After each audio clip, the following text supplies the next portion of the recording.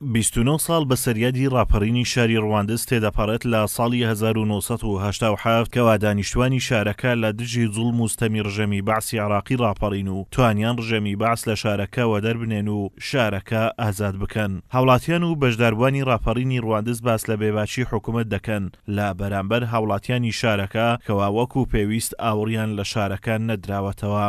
بەداخەوە پێمە شتێکی وای بۆ نەکراوە لە بەرەوەی لە ئاستی ئەوە نەبوو کە بۆ ڕواندز و بۆ دۆڵاکۆوانە بکرێت چکو ئەو شوێنانە بە تایبەتی ڕەواندز و گوندەکانی دەوروبەری لانکەی شۆڕش بوون، بەڵام بەداخەوە وەک پێویست هیچیان بۆ نەکردووە. تەنانەت باشترین دیاری کە بۆیان کردبێتنەوە بوو لە شەڕی ناوەخۆ چەند خەڵکی لێ بەڕاستی لێ شەهید کرا بە ناحەق. ئەوەش شەڕی ناوەخۆ شەڕێکی ناحەق بوو.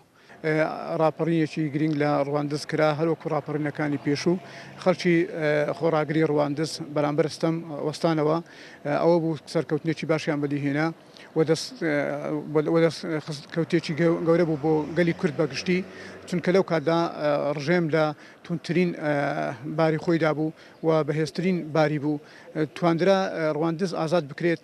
وێ ئەمە بەڕاستی دوای 29 ساڵ گلەیمان هەیە لە حکوومەتی هەرێمی کوردستان کە دەگاتە مەسائلی خزمەتگوزاری و ئاوردانەوە لە کەسوکاری ئەو سێزدە خانەوادەی و سێزدە ئەنفال کراوانە و ئەوە شاهیدەکانی ڕواندز بەڕاستی پشتی ڕێویشی بەرناکەوینەک و پشتی شێر وێ جێگەی داخە هیوادارین یعنی لە داهاتوو حکوومەتی هەرێم بایەخی زیاتر بە ڕواندز بدا. ئەو سەربازانەی کەوا لەسەر قوتابخانەی ڕوانزی کچان ئامادەبوون ئەو ڕەبایان دانابوون و لەسەر ئەم قوتابخانەیە کە ئامادەی ڕواندزەیە ئەوە ڕەبایای دەسەدانرابوون، هەموو یعنی ئەوەی تعدایان لە خەڵکیە کردووە لە پێستی خەڵکیانەدا و نیانن دەتوانی خەڵک بە ئارزوی خۆی بجرێتەوە.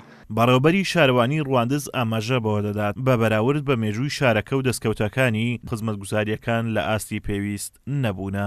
ڕاپەڕینی ڕواندز کە ساڵی 1970 ڕوویدا لە سات و کاتێکە کە بەڕاستی ئەتوانین برین و چەرخانێکی مێژوێ لە بزوتنی ڕزگاری خوازی گەلی کورد و بەرام بەداخەوە ئەو داواکاریەکانی ئەو میلەتەوە بەراوردێکگەر مێژووی ئەو شارێ بکرێتە لەگەر دەستکەوتەکانی لەگەر ئەو پرۆژانەی خزمەتگوزاریەکان لە ئاستی پێویست نەبووە. دەخوازین لە داهاتوو ئاورێکی جدیدی لە شاری ڕواندز بدرێت.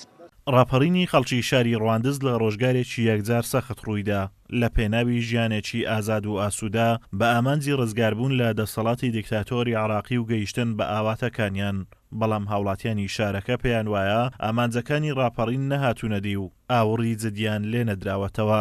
ئازاد و مەراوەی کەناڵی ئاسمانی پەیام ڕەوان.